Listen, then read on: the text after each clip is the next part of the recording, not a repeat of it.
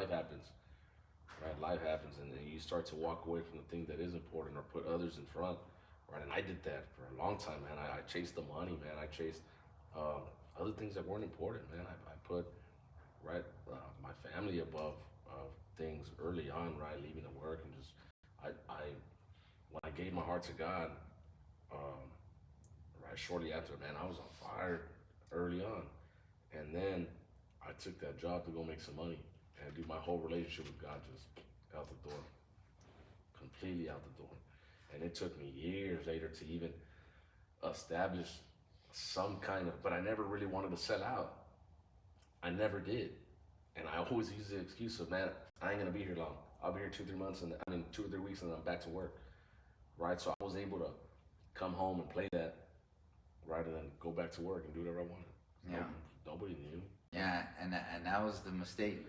And I mean, obviously, there's going to be situations in people's lives. If anybody's listening to this and is trying to glean wisdom and experience and an understanding on how they can avoid these pitfalls that we have made in our lives or whatever, situations are going to come in life where you're going to enter into a season, let's say in business or work, where you're going to be working a lot more than you had previously, maybe 60, 80-hour weeks or whatever, right?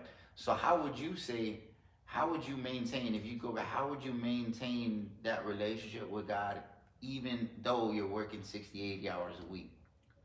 Man, you have to make the time, bro. It's a must, man. Look, I wake up. I don't do it all the time, but I try to wake up at 5:30 in the morning, right? Put my coffee on, put some music on, and I read my Bible, bro, for an hour, right? I try to do that every morning, uh, and then I'll take a shower, man. Get ready for my day, go to work. But you gotta be careful with what you do in between, right? Getting on Facebook, you start looking at a bunch of stuff you shouldn't. Um, Listening to music that you shouldn't too, right? Because I can listen to worship music all day, bro, and be good.